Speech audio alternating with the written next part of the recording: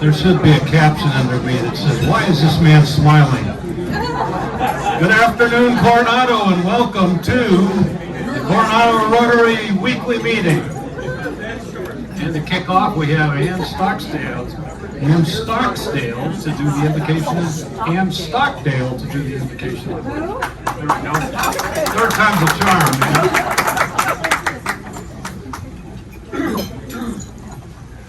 Thank you, President Bob and fellow Rotarians. Thank you, President Bob and fellow Rotarians. Today's invocation is a poem that I found while cleaning out my mom's house. It was written by Anthony Padovano, who is a professor of American literature and also a Catholic priest. The poem is called Friendship. One does not always come away from time spent with a friend with a plan or conclusion. One may know only that it was good to have been with each other. Something new about life was learned, not a new concept perhaps, but a reminder that friendship is valuable, life joyful, and people a comfort. Sometimes one learns nothing more than the fact that one is understood more than he imagined and better than he hoped. I learn in friendship that there is another with whom I can laugh and talk, someone to call my name, who knows me, to whom I need not explain myself or defend myself. There is someone I need not fear, a fellow human being who has caught the magic of my life more completely than I could grasp it myself. A friend in whose presence I can be so much myself that I do not feel foolish when I am foolish, or petty in my concerns about the small problems of life. All this happens in that personal experience by which one calls another friend. Now the Pledge of Allegiance. I pledge allegiance to the flag of the United States of America and to the republic for which it stands, one nation, under God, indivisible, with liberty and justice for all. Thank you, Ann. I figured out why I kept stumbling over this, because I'm just used to calling you Ann Stocks for short. Okay, we have past President Dan Orr for visiting Rotarians and guests. Thank you, President Bob, and your penultimate meeting. All right, first we have an old friend in casinos, not childhood education. From Las Vegas, Nevada, please welcome Gary Voss. Hey, Gary! I don't know if we introduced Dennis or not, but the past president for the Lincoln Tucson Club, David Davenport. Hi, David! All right. I guess that's it for visiting Rotarians, unless somebody snuck in past Lee and me.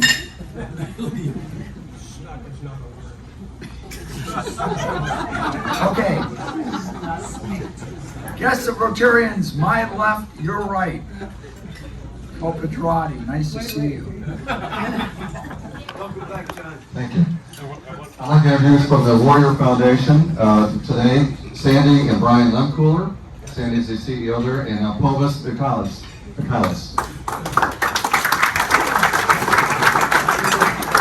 Hello everyone, Tina Frey, great to see you. And my guest today is our interim police chief, Rick Martinez. Rick, can you wave?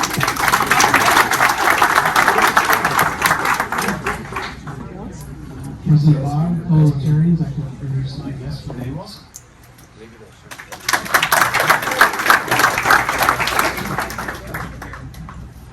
Mary Vorjevich, I just got back from my mission in Montenegro. I'm so happy to see all you faces. It's been a long time, but my brother George Vorjevich is here. He's been here many times, but he was kind enough to drive me all the way across country from Ohio to Coronado. So he didn't go on.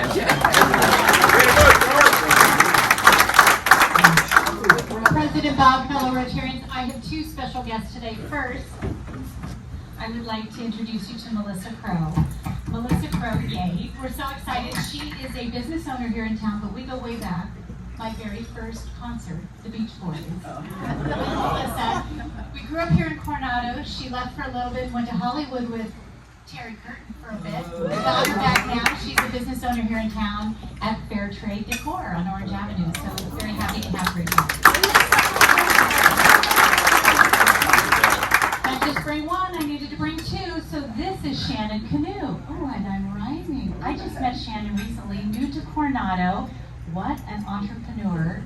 If you're on Facebook, he did an amazing introduction when he and his family moved back to Coronado, but he had some Coronado roots as well in the military and now back again. So I'm excited for you all to meet Shannon Canoe and Melissa Crow. Thank you so much. Anybody else? All right, we're done. Okay. Thank you. Good job, Dan. I did the best I can. I'll actually just put an addendum on it because you're going to hear from both of these later on, but we do have two additional city guests with us. Our Public Works Executive, Leon First, and our Employee of the Year in Coronado, Officer Grace Del Bagno. More to follow. All right, we have Red Badgers. If you are a Red Badger, would you please stand? And I'll see if I can make sure I can see. Okay, let's see. All the way in the back. And if you are a sponsor for one of these Red Badgers, would you also please stand? Oh, here we go. Okay, all the way in the back we have. Is that Bob Weitzman back there? Yep. Okay, and then we have Kevin Kenny. You guys may be seated.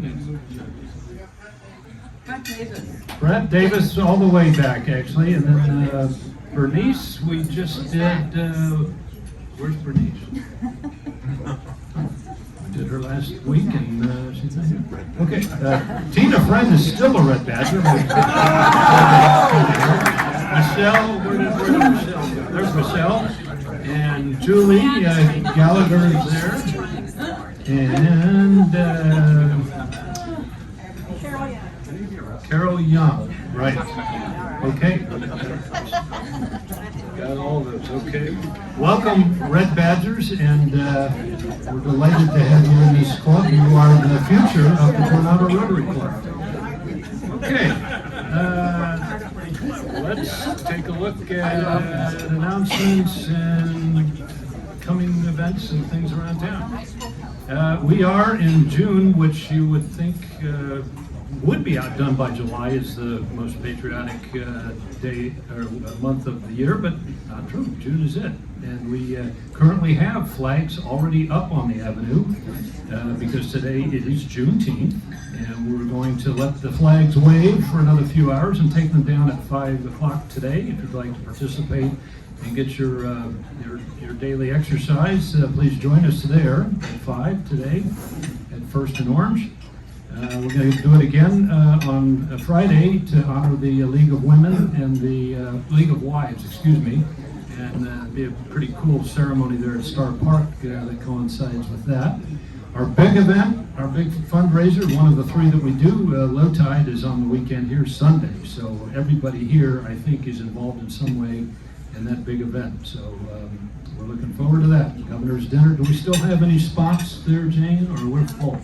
We are full. We're gonna own that place, and watch out because we are partiers. Alternate meeting is going to be really cool this month, and this is tough choices are going to have to be made. Do you want to see the battle between Trump and Biden, or do you want to go and listen to Terry Curtin talk about what we're talking about? The doors in Hollywood. I don't know. I'll probably flip a coin, but I'll give you a nod and a wink. I think I'm going to the alternate meeting. Installation dinner, where you have an opportunity to walk old what's-his-name out the door at the end of it. It will be on Saturday. It's coming right up. Okay, and we do have a committee meeting in Polio now. Next slide. And that's going to be at Kevin Ruggi's patio there on the 25th. Next slide. If you haven't got your summer fashions in your closet outfitted yet, please stop by and pick up the latest and greatest. Next slide. Jamie is up doing grandmother duty right now as we speak, but we're going to have her back for the end of the month events here, and then we're going to have a fine farewell for her on the 12th, and the registration link is over. Next slide. Okay, if you're a committee chair and you're looking for a succession plan, again, please see me. I will help get people in the queue, and I've invited you to talk to me if you want any help with that. So here's this week's paid political announcement. The Public Relations Committee is absolutely looking for some fresh blood, and this is what they do. They basically make sure that everything that we do is properly advertised and publicized, and in the appropriate trade journals in and around town, and on the internet, social media. So if you're interested in that kind of thing, please talk to Brittany or Suzanne. Next slide. Well, we do in fact have a quorum, believe it or not, and you have all been provided a copy of the latest bylaws. The highlights of it are that we've added a clause to add the president-elect to the Leadership Selection Committee. We've incorporated a description of the Youth Protection Officer into the bylaws. We've just sort of cleaned the document up. Those are the big things. I'd like to entertain a motion to pass this set of bylaws from the floor. So moved. Okay? And I have a second. All in favor? Aye. Any opposition? There's Ed Lowline, who always keeps this thing honest by having the same vote. Let the record show that this was not unanimous, and it was all in favor with one nay. All right, excellent. It only took us 5 years to get that baby out the door. Okay, next slide. And once again, this is going to be so much fun. All right, Rotary around town. What did we do in the last week? Well, as I said, it was quite a patriotic start. So we did put the flags up, and in the lower right-hand corner there, we actually put the flags away. This was the final act in the 17,000 flag display at Miramar National Cemetery, and a district crew with representation from this club put all those flags back into storage on Saturday, and we will continue to put flags on the avenue the rest of the month here, as I've already discussed. Okay, next one. There's Fisher House. Okay. Well done, you guys. Bob and Mary Griffin and Roger Clapp, as they do just about every month, they're out there. There's Jane's in there. Why don't we have Jane on there?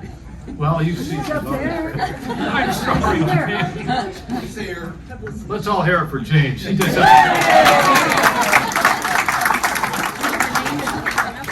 All right, thank you. Well done, you guys. Okay, and then if you get a chance, I'm somewhat deficient in routinely putting these thank you notes up, but I have them up today for the last couple of months if you want to stop by and see what people think about the great work that you all do and the contributions that you make to what they do. They're obviously very appreciative. Okey-doke. Bill Sankey.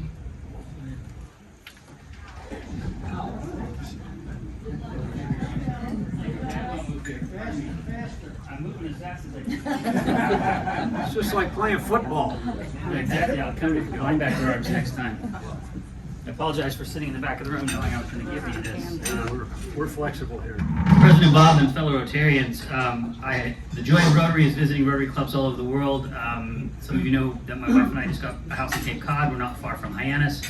The nice folks at the Hyannis Rotary Club presented Visiting Rotarian this wonderful candle that safely lights up, very pretty like that. And their only requirement was that I present it to our club president and we send him a photo. So if I could impose on somebody with a camera. Since as a photographer, I don't have one. Where's our PR club? Thank you, Suzanne. You're the best. There. Handshake. Yep. Come on, baby, light my fire. All right. You can't burn yourself on No, this you thing. can't, Jared. You can ride up here for the rest of the day and do whatever you want with it. Hopefully Thank you all very much. that battery will remain charged. Excellent. Thank you, Past President Bill. All right, let's see. Why don't we do let's do the induction with the Fleming brothers. Who are they're twin brothers from different mothers, but okay. The Mark and Tom show coming up. Fleming brothers. That's my dad. All right, I will read the script. Fellow Rotarians and guests, the induction of a new member is indeed a great opportunity to welcome very special people to our club. I'd like to ask Tom Fleming to introduce our newest inductee and give us his classification. Hey, Tom. President Bob, fellow Rotarians, we have a special, and I mean special, member being inducted from Arizona. He's now here in Coronado, and his name is Mark Fleming, the newest member of the greatest club in the universe.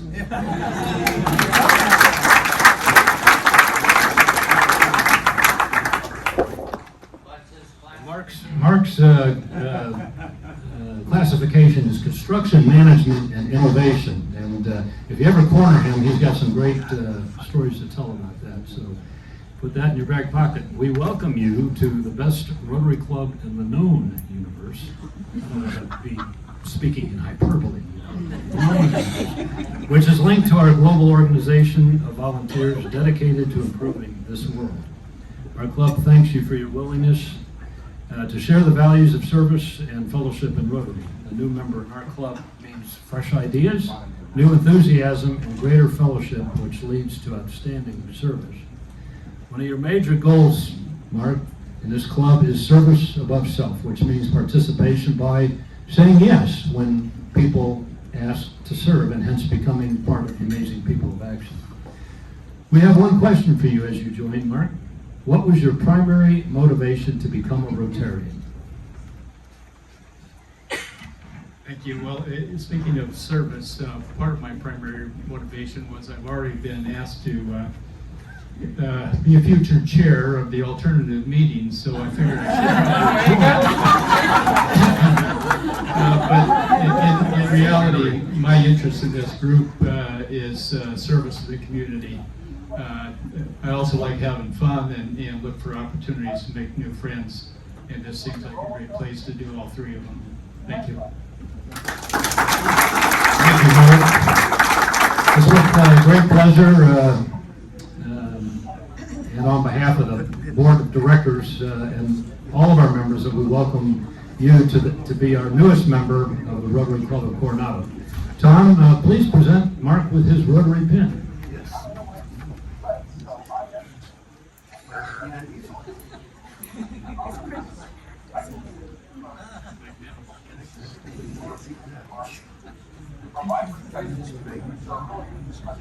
And also a package of tells you things that you might need. We also have an actual badge, permanent badge for you, but it's Coming up. Mark, congratulations and welcome.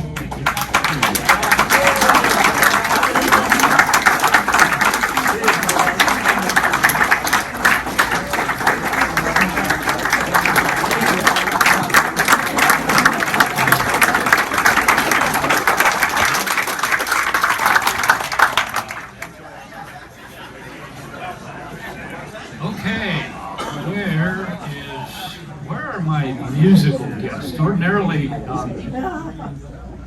Wednesday afternoon live, we'd have musical guests, but we do have a musical crew that makes musical contests really work, not just in this club, but in the district. And it's wonderful that we have two people that made all this happen this year, and that would be Helen Gupta and Mary Taylor. Where are you guys? Come on up here. I got something for you.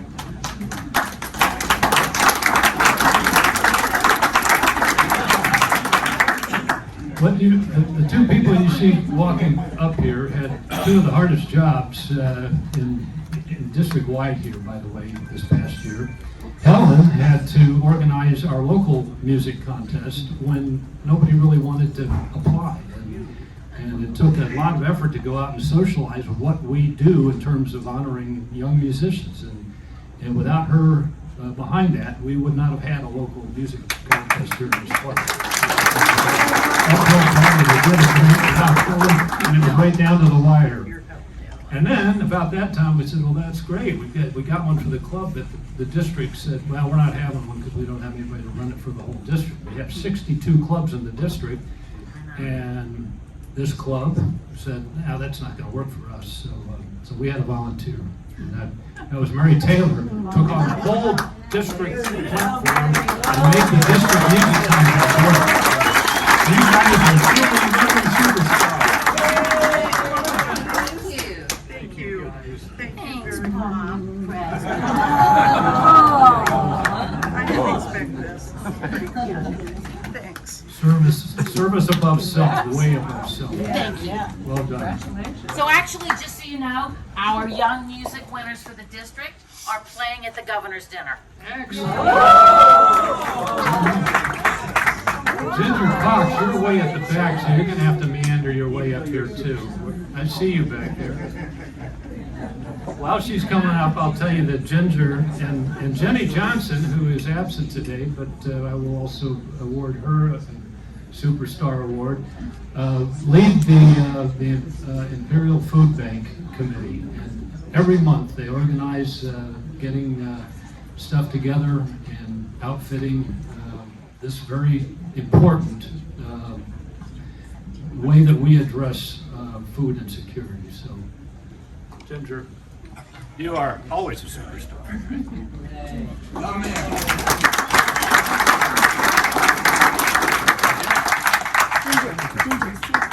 Just so you know what she's whispering in my ear, she said, "Well, would you mention Jenny Johnson too?" I said, "Yeah, I did that while you were walking up here." Jenny's not here today, but I'll say it again.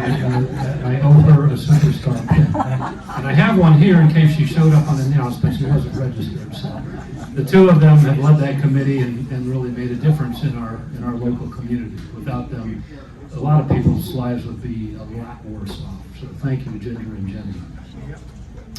Okie doke. Let's see. We have a short note from our Jim Vernetti Service Above Self Award winner from 2023. And that would be Ryan Kimura, and we're going to have Janice kick that off.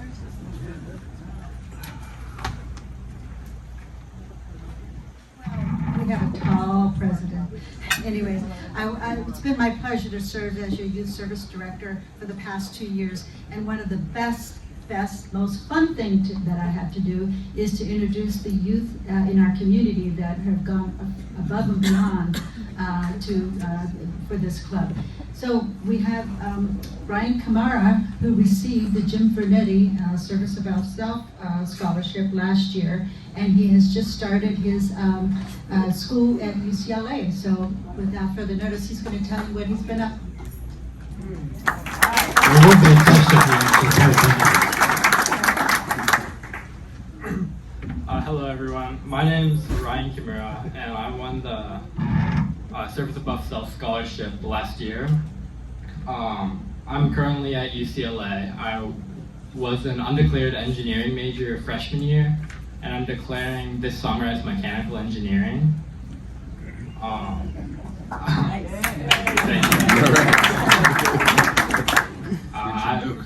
I've been taking the kind of just basic like physics classes and chemistry classes. I'm starting upper division courses next quarter. And this summer I plan on just building my resume, and I'm starting the process for searching for internships. I just came here to say thank you all for your support. What I'm coming to discover is that college is a place not only for academic but also social and personal growth. And classes are harder, and it was the first time I was put in a scene where I was truly alone and had to fend for myself, right? And your scholarship really helped me be able to focus on that growth. So I just came here to say thank you.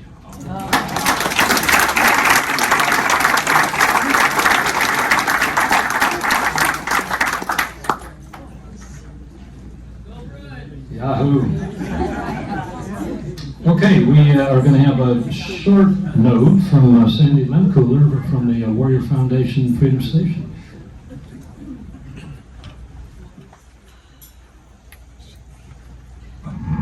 I will keep it short, I promise. Thank you for supporting our warriors, for helping us get Freedom Station 1, 2, and we will have a grand opening of Freedom Station 3. We're hoping to get it open in September or October. I want you all to please join us at our grand opening. Without you, many of our warriors would not have the needs met that they have needed. And we currently have a lot of warriors that are still being medically retired, and we are making big differences for them. I want to introduce to you Povis McNitus. He lived at Freedom Station 1, he graduated at USD, he is now one of the VPs at City national, and he is one of your success stories. Povis? Morning, thank you everyone. I was told we have 120 microseconds, so now I'm at like 30 microseconds, so just be quick. Yeah, thank you all for everything that you do for Warrior Foundation. As Sandy said, I'm one of the success stories of Warrior Foundation. You know, without what you guys do for Warrior Foundation and other charities, you know, you make a big difference. And so, you know, what you've done and help grow the Warrior Foundation, you've helped hundreds of warriors throughout the years.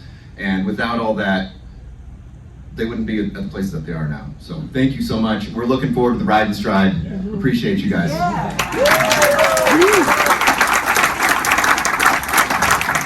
And of course, the Wolf Pack is a centerpiece of our Rotary float on the 4th of July, and we're in the process of organizing and strategizing the look of that. It always has the Wolf Pack pitching baskets at the end of it. So if you're involved with the float parade, or the parade float, I should say, then pay attention to the notices for committee meetings and join us as we put that together here for the 4th of July. Here, because I just said, here, I forgot something very important. I just want you guys to know that your Wolf Pack went to Indiana and they came home the national champions of the wheelchair basketball tournament this year. Wow. So they're number one.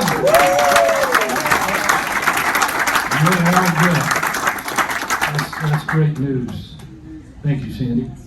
Okay, we are, it's you know, one of the things that we really enjoy doing in this club is honoring people who have been singled out by the large organizations that they support, whether that be military or here in the community. And so it's a pleasure to do that for the city here. And I'm going to turn it over to Ivan Dunn to talk to us about the Employee of the Year in Coronado, which is a nice adjunct to the Sailor of the Year, who you met a couple of weeks ago.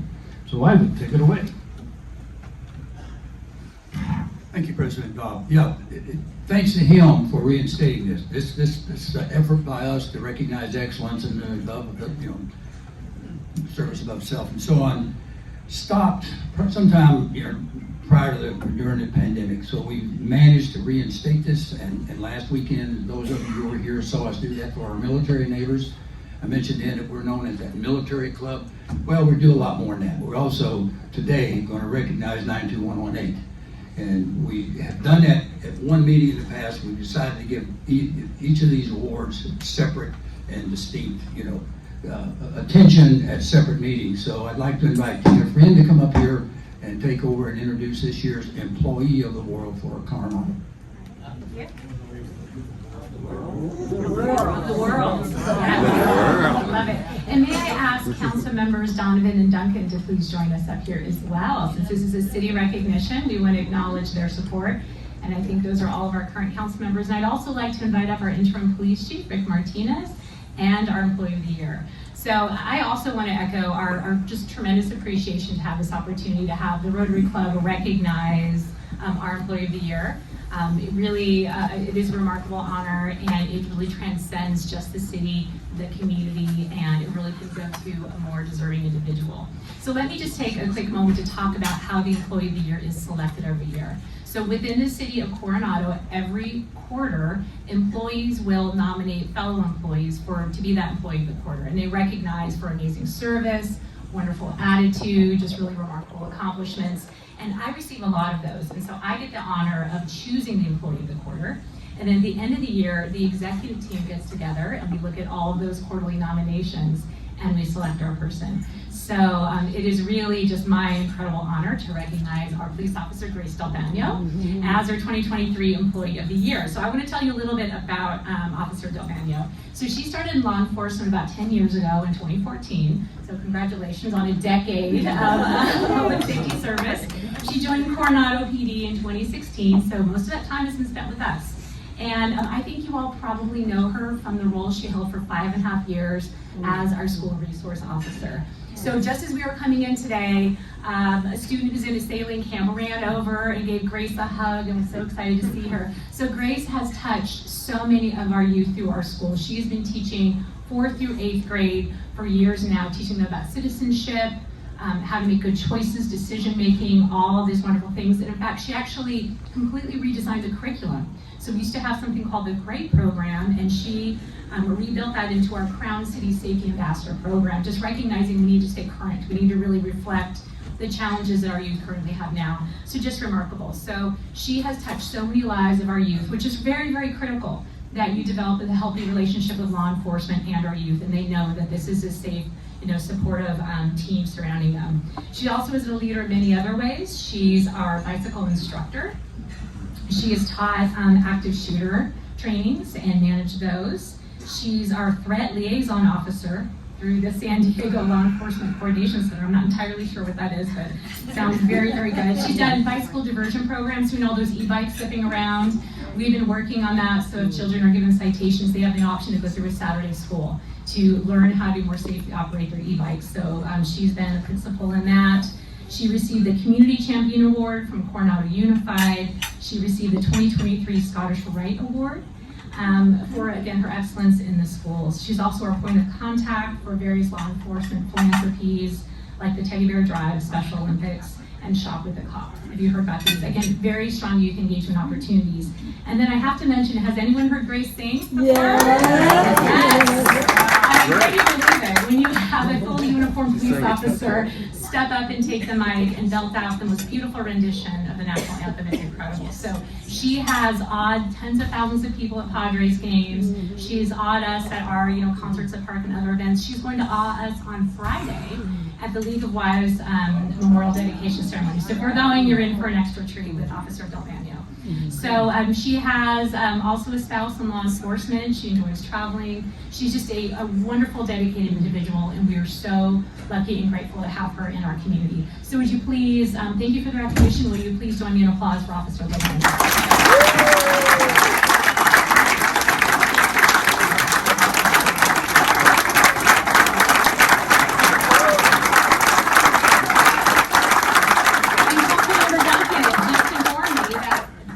Will also sing the Low Tide Bread and Stride on Sunday.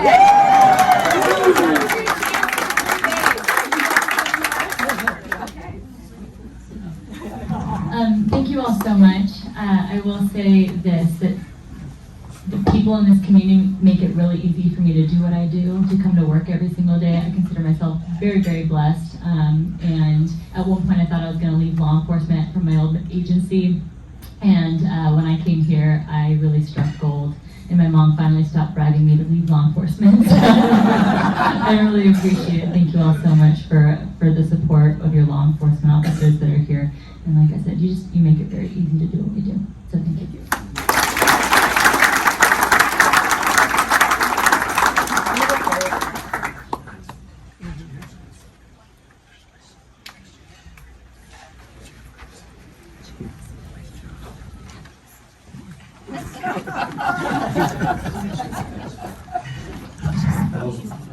Again, congratulations, Officer Grace Del Bagno.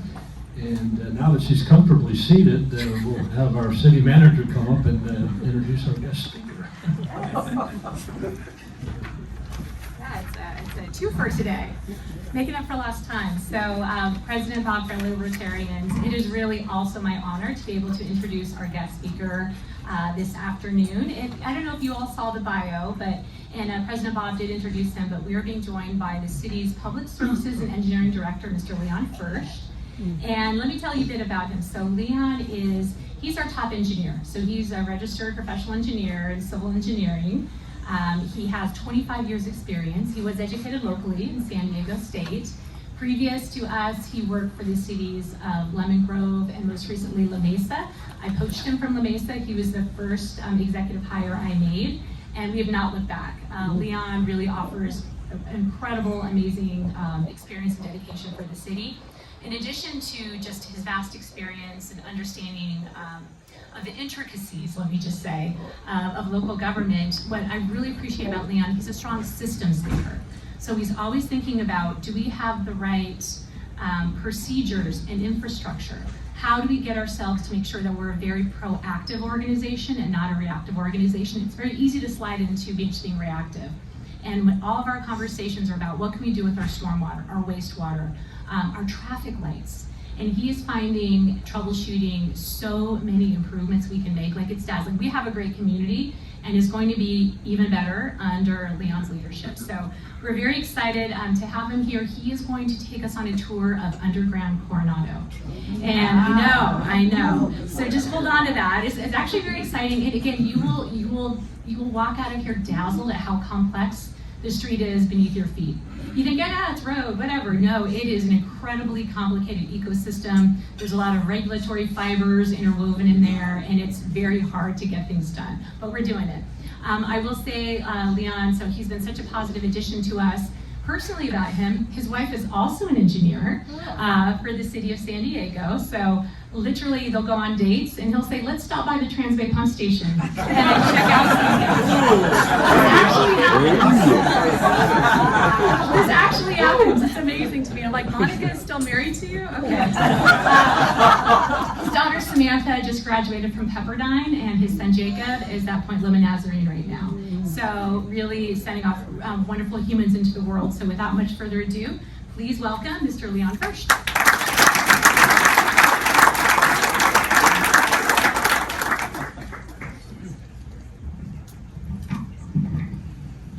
All right, so I'll start. It was not by choice that we went to Transbay, it was by need. So I did have a good excuse why we had to go, and so that made it a little more palatable. So I have a presentation for you today. It's going to be heavy on the visuals.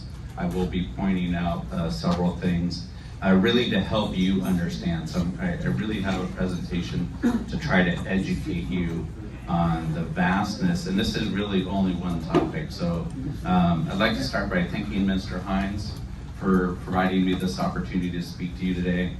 He did give me this subject, Underground Coronado Plus, an overview of what the department does. At first I thought, I don't have enough content to share with you.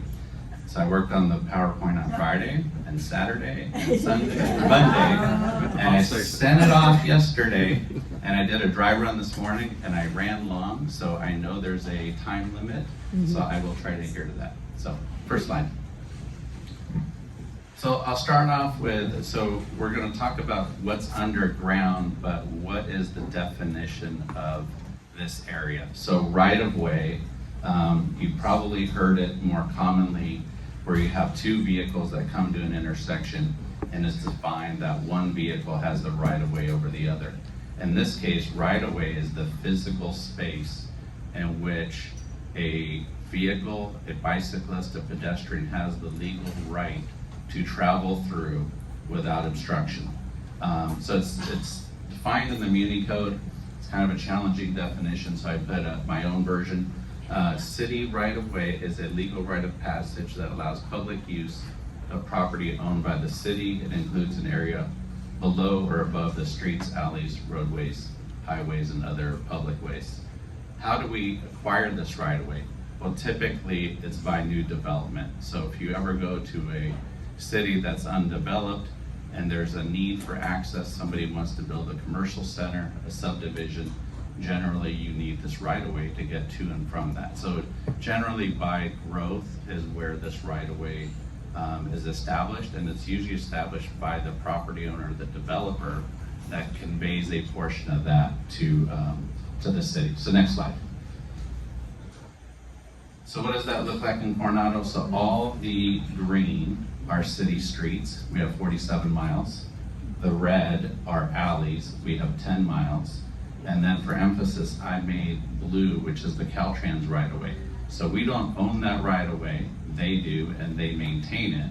However, unfortunately, it runs right through our city and affects us. But I have no ability to dictate to them what to do with that area. Next slide. So here's four examples. So on the upper left happens to be Alameda. If you look at it, you have a travel lane for vehicles, one in each direction. You have bike lanes, you have parking, and then you have grass next to the curb or the parkway, and then you have sidewalk. And so that is one type of right-of-way section. One of the challenges is, where does the property line for an ownership begin and end? There is no marker defining that. On the top right is a picture of a street in the Coronado Cays, and you see there are no bike lanes, and you see actually the sidewalk is reversed where it's against the curb, and that's actually called contiguous versus the other non-contiguous. Bottom left, 8th Street, no bike lanes, but similar to Alameda. And then Country Club, surprisingly, there's no sidewalks at all. So you can see there's quite a variation depending on where you live in the city. And so ultimately, we still have to work with that and all the other agencies that we work with. So next slide. So underground utilities in the right of way, what are there? Well, you have to have water. Typically, you have to have gas unless you're all electricity, which is also SDG&E. And then communication, there's a wide variety of options, AT&T, Cox, Charter, Verizon. Most of what you see in Coronado is we have utility poles with overhead wires. If we don't have that, potentially we would have a joint trench where they bundle all those together, or there's individual conduit for each of those agencies. And then sewer, of course, is ourselves, and storm drain, and then miscellaneous, which I will not cover, is street lights, and we have our own fiber. So for us to be able to communicate between our buildings for our network, we have our own communications line. And then the last one is there are also private encroachments into the city's right-of-way. Typically, those are other agencies. If Cal-Am or Caltrans wanted to build something on our road, they'd have to get our approval. And we would always have the right to refuse. Next slide.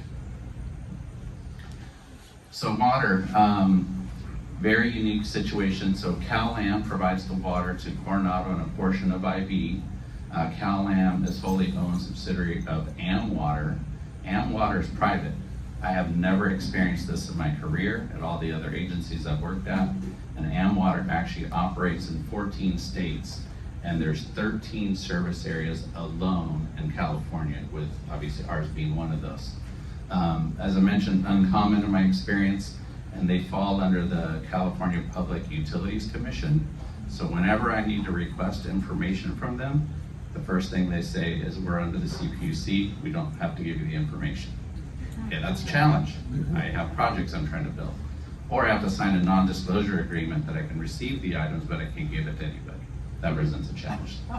So on the next slide, I'm gonna share that something that I caught that I thought was odd is Cal-Am has no representation at the San Diego County Water Authority. And so the San Diego County Water Authority is the equal to SANDAG, but for water supply. So every agency that's in San Diego County has board members that sit on the Water Authority. Cal-Am does not. I thought that was odd. Their local office for administration operations, obviously, is in Imperial Beach. However, engineering is located in Los Angeles. Anytime I need to communicate with somebody, it's never going to be face-to-face. I can't drop in. So it makes it a little more challenging to get what I need. Last thing that I remember, because I did work at City of San Diego in a water department at one time, all the water that comes to Coronado is actually supplied by the City of San Diego. Cal-Am does not have their own water supply or treatment plant. And so essentially it comes from San Diego if there's another source. Next slide.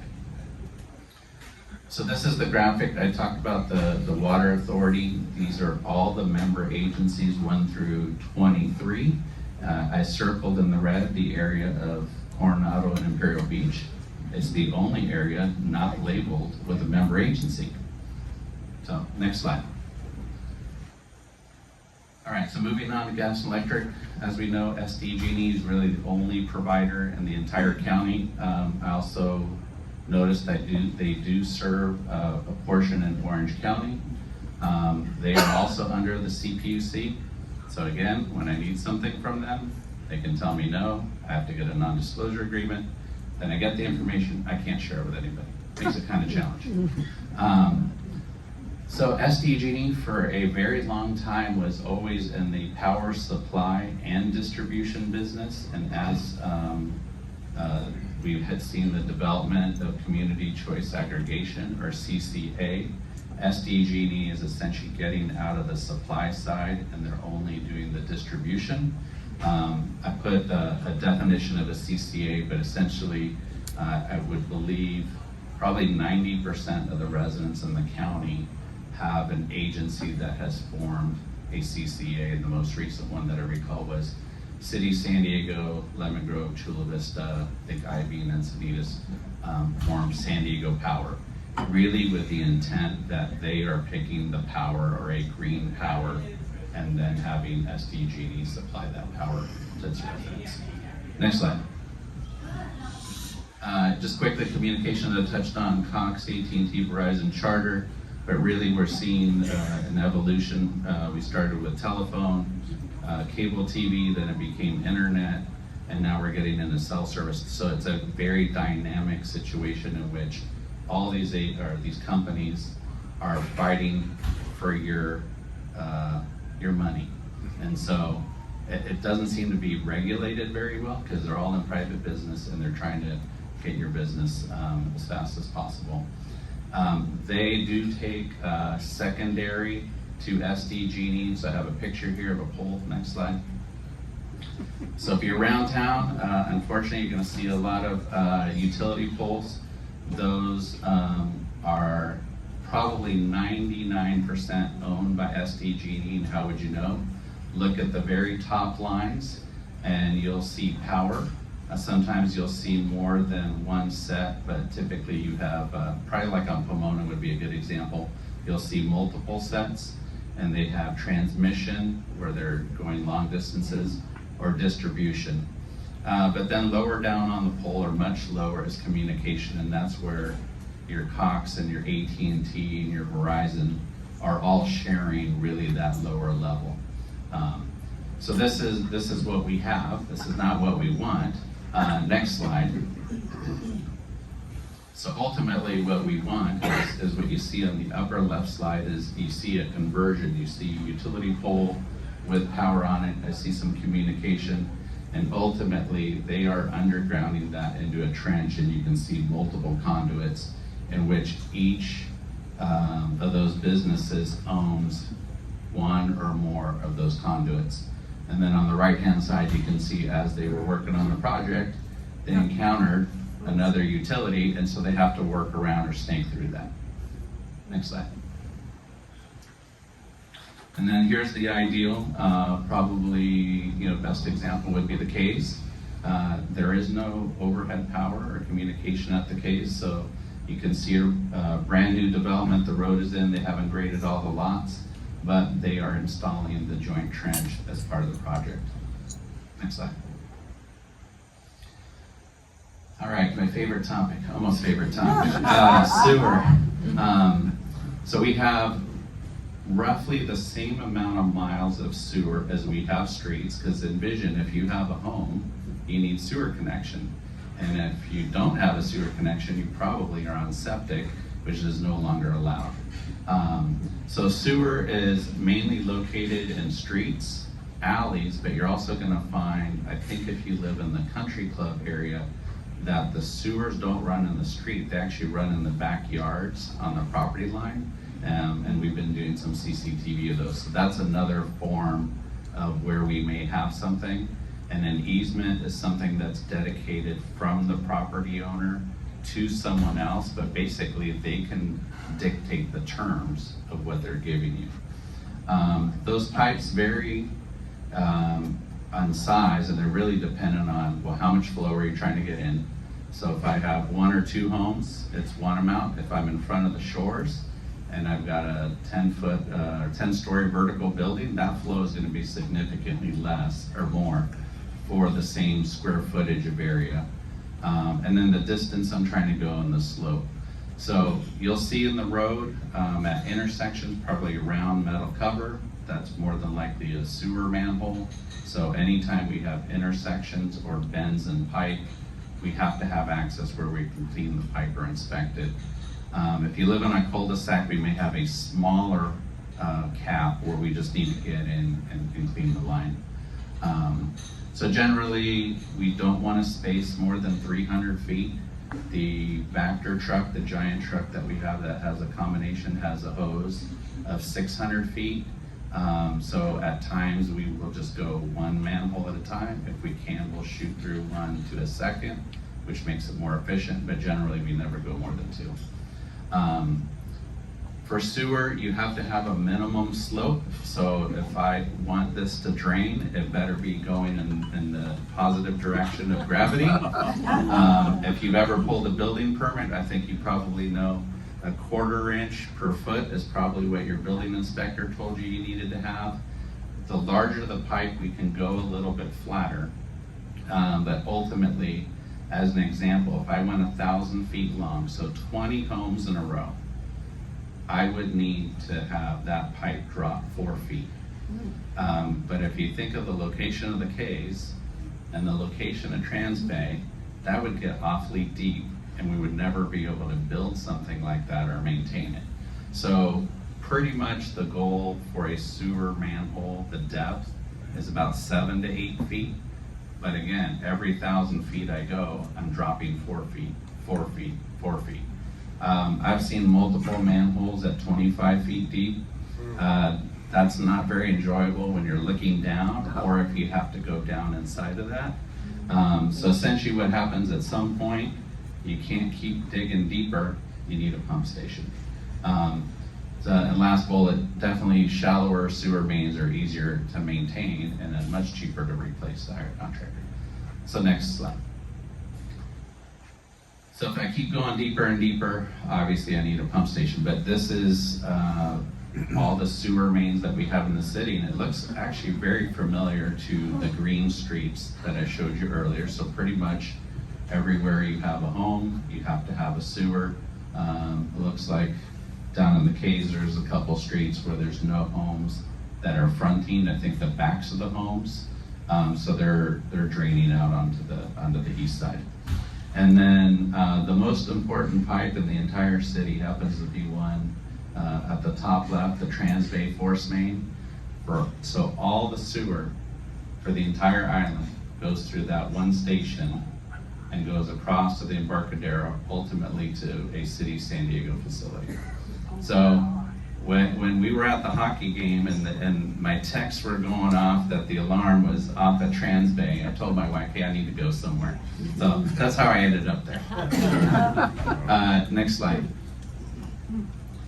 So talked about gravity, so pump stations. So why do we need a pump station? As I mentioned, if we have excessive depths or obstacles, as I showed you earlier with the undergrounding, you need a pump station to actually force the sewage into a pipe and put it under pressure to get it from point A to point B.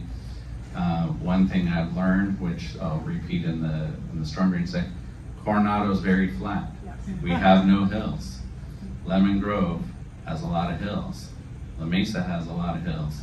I only had one pump station in each of those cities for 3 homes on one, and one was the VFW and the storage. So I come here and I have 17, it's a shocker. Transbay, Parker, it's like, wow, this is something completely new for me. I've enjoyed it, but it's a facility that has to, all the facilities have to operate 24/7. So that keeps me up. And then, as I mentioned, there's only one discharge point for the entire service area, and that's through Transbay. The K's to Transbay is 6 miles long. So if every 1,000 feet is 4 feet in depth, I would never make it. So we have to have a force main to get us from the K's all the way to Transbay. Next slide. So I mentioned we have 17 pump stations. Maybe the easiest to start with is down in the K's. If you live in the Trinidad area, that pump station is at the corner. It's actually got a lot of vegetation that's growing and kind of drowning out the fence that we have. But Trinidad actually pumps into Bahama. And then Bahama pumps into the K's main. And then the Point pumps into Green Turtle, which then pumps in the K's main. So starting from the very south, I don't have the training center, but the Naval Training Center actually pumps, they have a force main on site that goes to K's, picks up all of this, and then it goes to Glorieta, and then Glorieta goes to Transbay. So on the left-hand side, we've just noted the main stations, Transbay, Parker, Pine, and Glorieta, but there's 8 more, much smaller. So every restroom, the golf course, all those have to have this to drain. We cannot make this by gravity. Next slide. So here's some photos, Transbay at the top left. If you've been up there, there's an area with a sign, keep off the grass. So that station you don't really see because it's completely underground other than some of the hatches. But what I do want to point out is in the back, there's an emergency generator.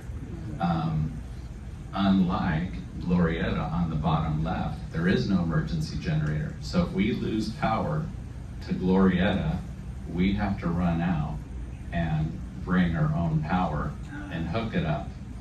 Not a fun thing to do when it's raining or you have an event. My recommendation to Tina would be at some point for all the major stations, we need to have emergency power built in as part of the project. Not very sightly, but in the event of an emergency, you're gonna be happy that you do have it. So Glorieta on the bottom, also underground station. And then the Point, which is one of the smallest pump stations, as you saw, it really only serves the Point, that one street or cul-de-sac. Above ground power and controls, and then down below you would open it up and there's just a giant wet well, and that's where all the sewage goes, and there's submersible pumps. And I have a photo of that. Next slide. So this is also at Glorieta. There's actually a set of stairs that you have to go down inside. On the left-hand side is the switch gear, so all the SDG&E power that we require comes into this switch gear, and then ultimately powers the motor control center on the right. And so those are all the gauges that we're watching, that we have access to remotely, that are ensuring that the pump station is working. And so we have that app. I get lots of updates throughout the day, but generally they give an immediate, here's a glitch, and then 5 seconds later we're all good. And so I keep going. Next slide. So this is Transbay 2 floors down. So you'll see all the pumps and motors are not in a wet well containment, right? So we could physically walk in there. We could make changes. Unlike, this is actually Pine, but Point is the same style.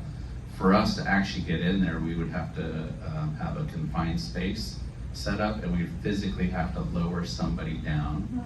We would have to stop all sewage flow coming in. So there's pros and cons to both setups. Next slide. Storm drains. If you remember, I mentioned Coronado's very flat. Here's another challenge. So we had 47 miles of sewer, but we only have 8 miles of storm drain, much less, with 400 structures roughly that collect. These pipes are much larger than sewer because when it rains, and it rains hard, we got to get that water off the street as fast as possible. There's 3 different types of material, generally, well, really corrugated metal, which we have none, but in the 50s and the 60s, throughout the county, this material was used quite a bit.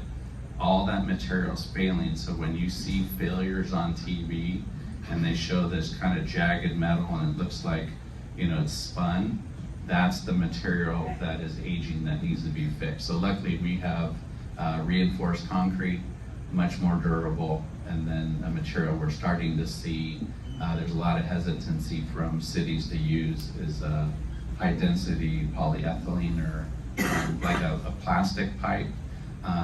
Only from there, it can be punctured much easier. We've seen people install trees and go right through the top.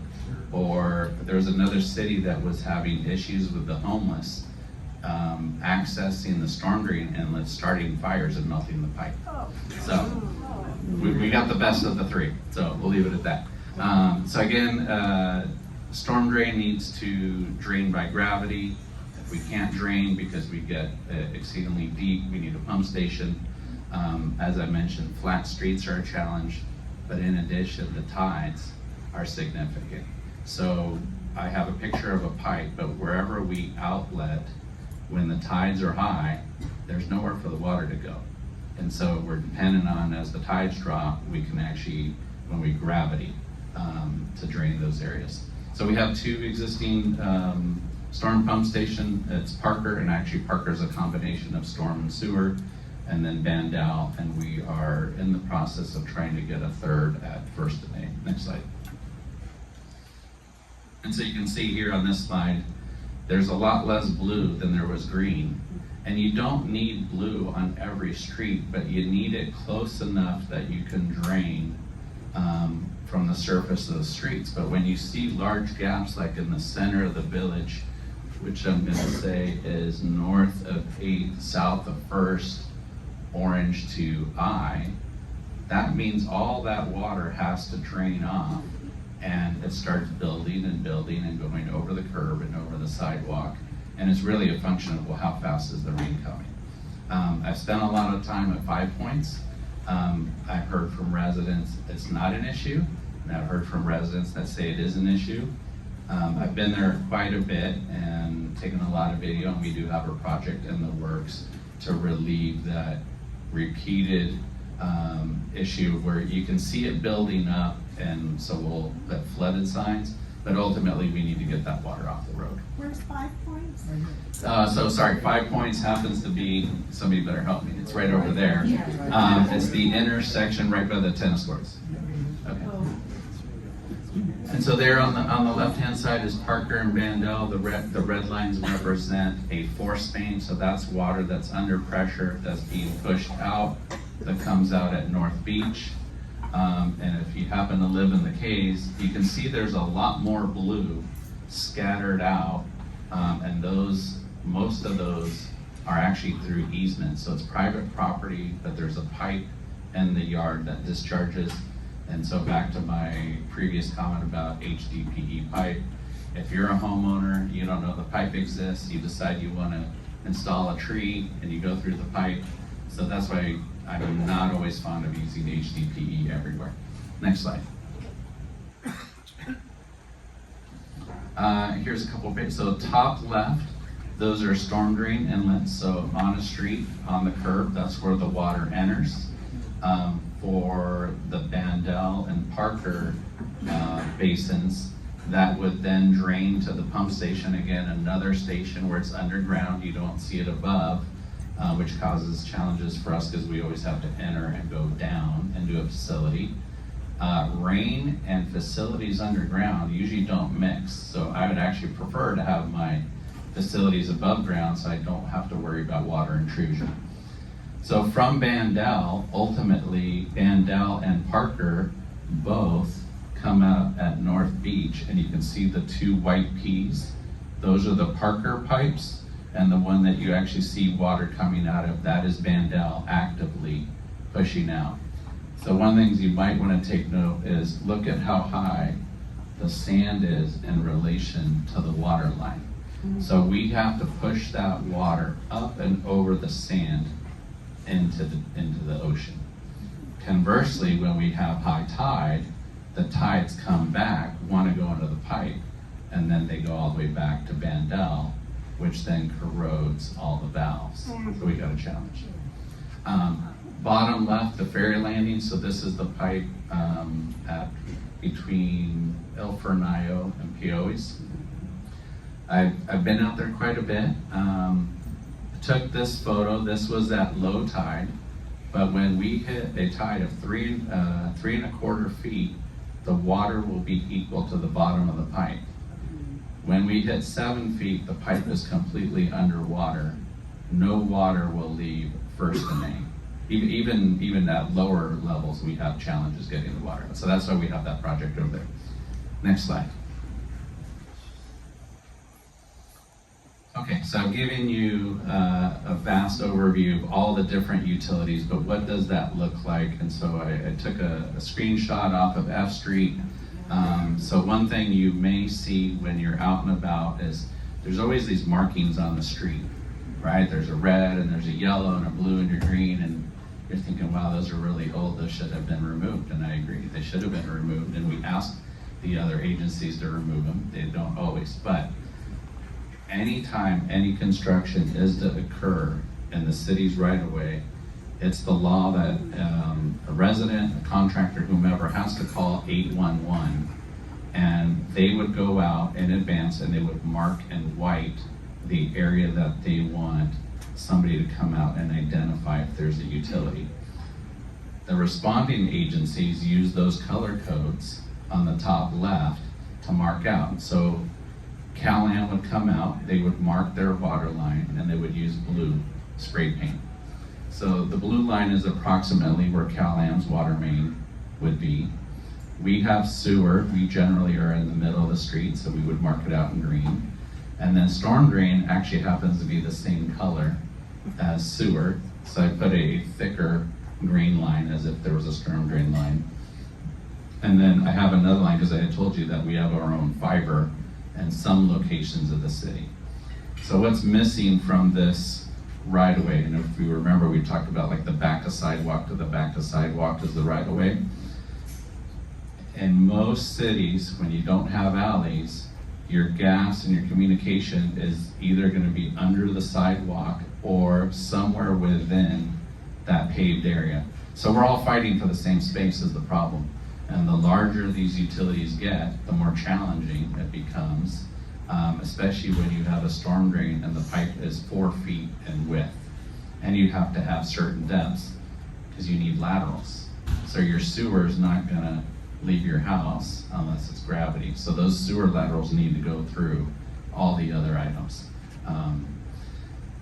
So as I mentioned, alleys are not as common, especially in new developments, but all these homes off of F on that happen to be the east side, they actually have this alley behind them, and that's actually where the gas service is. And you can see that's where their power and their communication is. So that is my last slide from what I recall. Any questions? Solid waste. How did you get the solid waste? Let's take 2 questions and then I'm gonna have to cut it off. We're over. Mine's simple. Mandel, is that named after a former city of Coronado engineer a long time ago? You know what? I read that a while ago. I don't remember if he's an engineer or not. Well, he was in your department. So we had a question on how do we move solid waste. So solid waste is by gravity. Now the challenge is if people want to throw things in the sewer that shouldn't go in the sewer. In other cities, we found rocks, we found Gatorade bottles. So ultimately, what you put in matters. Baby wipes, no. Do not put food, garbage disposal. Try to put that in your green bin now. But yeah, generally everything would go to the pump station, pumped out, and then we have to clean the pump station. So rely on water to mix up with it so it doesn't harden in the pipe or crap up in the pipe. Yes. So the showers are good. Right. Okay. Yeah, thank you so much for coming to Civil Engineering with us. And a lot of us really wonder what's going on underneath our feet, and I'm glad somebody is paying attention to that. So, on behalf of the Coronado Rotary Club, this is a small token of our thanks for having you come. And it has our 4-way test on the other side, and you'd probably be a great Rotarian. So see if Tina can recruit you here. Tina gets promoted. Yeah. Do come back and share a lunch with us just as a guest. We'd love to have you, and thanks on behalf of the club for coming to speak to us today. Thank you very much. All right, and with that, I believe I don't know how close they're going to let me get to a microphone next week. So we are going to meet at the K's Yacht Club next week, and I understand there's going to be some sort of entertainment provided that doesn't depend on me. And since I don't think they'll let me get close to the mic, I'll just take 30 seconds to tell you that I was humbled to be asked to be the president for this year, and I was honored to assume the role. And I want to thank all of you for supporting me as we took this great club from one year to the next. And the guy that's coming in to relieve me at the end of the next week is going to be just the best you could possibly hope for. So we got Pat Stark coming in right behind me. It's a great place to be. So from the bottom of my heart, thank you all for Thank you.